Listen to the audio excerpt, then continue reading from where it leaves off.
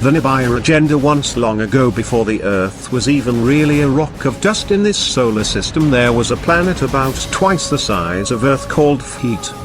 It was right around the region past Mars but before Jupiter, and it had life. Advanced life, and they had realized that they were facing a catastrophe that would destroy their planet. I was a type of astrophysicist on this world. My name, as can be best translated, was Jovian. I was a part of scientists that were trying to find a way for our species to survive. We searched the stars and could not find a habitable planet. We explored building colonies on space stations, but it wasn't safe. So after a lot of arguing, I finally stepped up to the Planetary Council and proposed that since we cannot find a place to safely go, then maybe we should begin putting efforts into creating a place by terraforming an entire planet from scratch. But after examining our technology, even after trying to perfect it, we could not colonize it because we could not duplicate all the elements and atmospheric levels and gravity identically to our own to make it habitable for us. Mars was the prototype scratch pad we used to test these technologies on. The original, more destructive testing was done on Jupiter, which was one of our moons then. After all the terraforming tests we did, the terraforming atmosphere, the initial phase of turning an asteroid into a planet by blowing up a quasar bomb on its surface. We used these quasar bombs to destroy black holes when we traveled through space anyway. After all the testing, the scientists said that Jupiter would never be habitable, and in fact the testing done as of that point was going to have unpredictable effect on the planet's future. It was a little bigger than the moon then, and it was a desert moon much like Mars but with an atmosphere and clouds and storms. So what did we do? Just like any intelligent species would do. We used it to house our planet's most dangerous felons and made it a prison planet. There were species not even of our world there. We transported them through a type of carbonite-like solution that preserved them by turning them and encasing them in stone obelisks and transported them that way. Inside the stone obelisks they would be suspended for transport, and we would just jettison the slabs wherever we wanted. Well, as I think I remember it, we finished our terraforming technology and decided that we would create a world and clone all the plants life and animal life necessary to sustain the world in synchronicity with each other. Then once the atmospheric levels were optimum, we would do the only thing we could think of to save our species. Create clone hybrids of our own race and make them indigenous to that world to ensure no matter what happened to our world, our species would at least live on somewhere. Then when the world started to begin to show signs of it dying, the planet broke out in factions of revolts and rebellions, and we fell into a civil war driven by panic and fear. We got so caught up in fighting among ourselves that we didn't notice the large solar flare that erupted from the sun until it was almost too late. People were fighting and running for the evacuation modules that we had made to evacuate large groups if necessary, about 300,000 per ship. They were long and cylinder-like ships. Well, I had gotten cut off from my assigned ship and attempted to gain access to the prototype ship we had built to terraform the new world.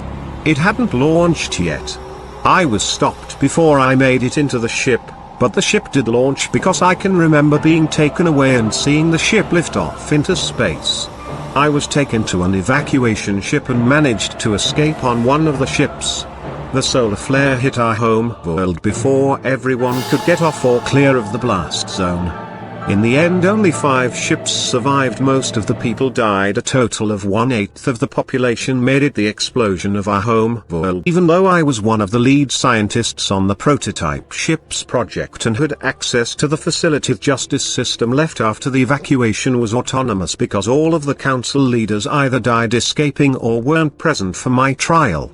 The stupid automated system did not take in the chaos going on at the moment and found me guilty of trying to steal a non-civilian vessel and sentenced me to the prison planet on Jupiter.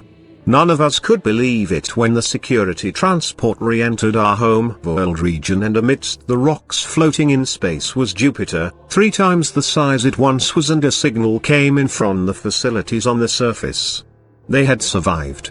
The facilities were built to withstand heavy invasion armadas and all sorts of stuff because it housed our most dangerous criminal both of our world and not. I remember looking out the window at the floating debris and thinking if I recognized that rock as someplace I once stood, or maybe if there was once a friend's home, or if one of those reddish smudges on the rock's surface was once a friend. Since I was a military criminal and not a civilian violent felon, I was not put into stasis for transport.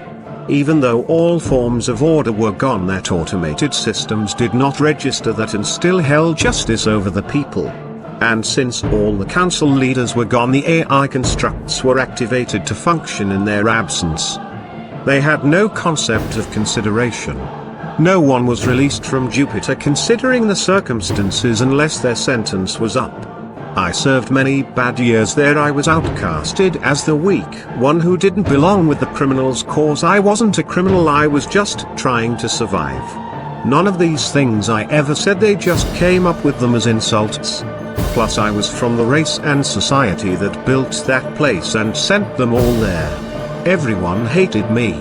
But then when panic finally pushed them to escape, I was one of the first ones they picked to go. Since I was from that race and part of society that built the place, they knew they would need me to escape. And they were right. Not only could I access the systems, but I could reprogram the transport vessels that brought supplies and more prisoners. I heard tales from people coming in that the automated systems had gone haywire and began arresting and sentencing almost everybody for trivial reasons.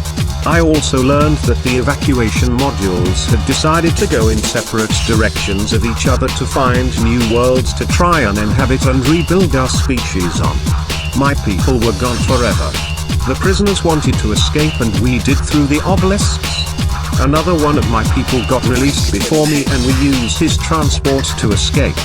The others had to go into stasis within the obelisks for facility transfers, and I was reassigned to the asteroid defense grid and solar panel generators that provided the emergency power for solar systems colonies housed in the outer boundaries of the solar system. A laser defense grid we had set up all around this system kept unwanted visitor away, as well as housing a solar panel generation and storage system that collected the central star's power and stored it for emergency use. They were embedded within the asteroids themselves, but that was not where we were going. A subtly outpost on a large asteroid moon just past Mars, beyond the Mjolnir beltway, was where we were heading. I insisted because I knew what that outpost was and I knew what that moon was orbiting. That was the destination of the prototype ship that escaped before the planet blew up. If it survived and escaped to execute its mission, then this secret terraformed planet was our best bet at survival. I accessed the planet's defense system and granted us access to the planet and crafted a makeshift Hyperion gate that took us from the moon's dark side outpost to a facility under the surface used for supply transfers. I discovered none of this equipment was ever used, and that one unauthorized civilian was on board when the ship launched, and that she died in the first phase of the terraforming process due to a radiation leak from the quasar bomb that we had not anticipated, and it leaked through the shields and hull, killing her. Also, there was a sensory detection of the life force signature pattern on the surface of the planet during its early uninhabitable stages. Then the sensors detected the same signature had breached the ship's shielding pattern, then somehow ended up on board the ship. Then the signature disappeared. The system then switched to autonomous mode and had finished the terraforming cycles, something we had anticipated happening and had an automated backup protocol for. We had set down underneath Malibu, but the nearest populated area was half a world away. We realized our atmospheric suits wouldn't last forever, and we gathered parts and drew up schematics on making habitable biodome areas that would simulate the atmosphere we needed to survive, since each of us were from other worlds mostly. Now here is the kicker. When the ship landed and began seeding the life on the planet, its security protocols required it to make a record and preserve the listed crew members' DNA signatures in case all crew members perished, and the salvage crews and the ship's superiors needed to access the command section to retrieve the logs and return the ship home. To do this, the system was set to embed the DNA signatures within the hybrid population, since it was a part of their genetic structure anyways, and splice the crew's DNA within a secondary chromosome of the hybrid DNA, hence the Nephilim, and the continued preservation of the lineage all these centuries, the bloodline, and its true purpose that the secret orders have been preserving is really the lineage of the original crew members listed in the ship's logs, whose coded sequences were registered on file. So I am a double whammy. Not only am I a part of this bloodline, as I am a descendant of this lineage, I also am a reincarnation of one of the lead scientists of this project. We were taller, about 9 feet usually, and looked sort of like the tall slender aliens from Close Encounters or Star Wars on the cloning planet. But our face was human-like and hair long and ears long like a Vulcan.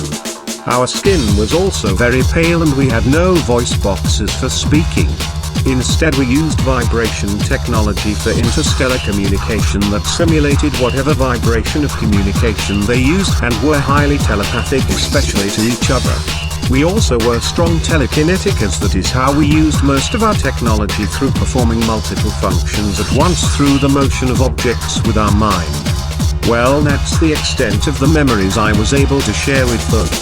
You know, funny thing is that Saga, if you notice now that I'm pointing it out, put a process in the emerald tablets that, when done properly, would join his and my mind together for a short time, and it did, but it was because there was someone else in his mind. A lifetime he had lived long ago, but his abilities only allowed him to stretch his consciousness as far as Sagan's time, but it was my era he was trying to reach. So he used Sagan to attract my attention and bring my consciousness back into Sagan's time, so the alien consciousness of Thoth could join with me. This took place months before this scenario. From what I understood, he had bounced his consciousness through Ra, who was the citizen on board the ship during the initial terraforming phase that died of the radiation exposure, and many others to get to me. I think it was to pass this memory on to me, for I suspect that the more I remember of that lifetime, the stronger the signal his computer has to lock onto. Also, I remember he had a desire to know the cause of his species' extinction. By the records left by their clones who they had designed to continue the battle for them, the two warring factions completely decimated each other, and the clones of these factions were all that was left.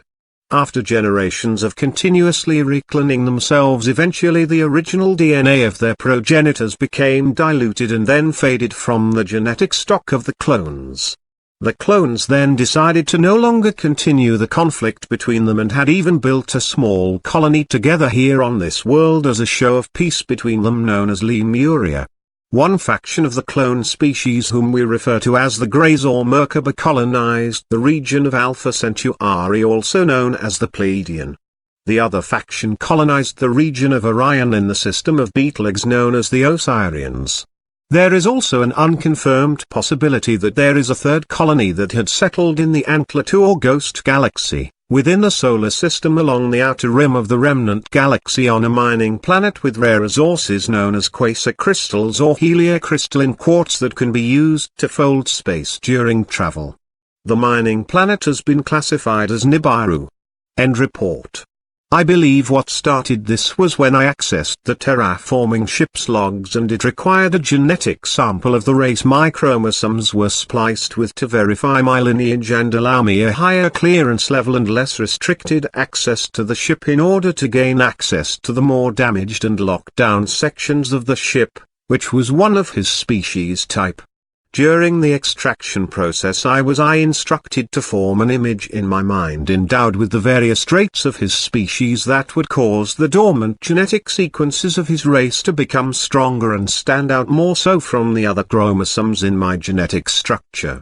It was in this moment I had a past life reoccurrence and remembered vividly for a moment what it was like actually being one of them. The terraformer ship's computer locked onto the spike in my chromosomes' reaction to the memory and held me there at the strongest apex for the extraction. This must have been the signal his ship's log detected.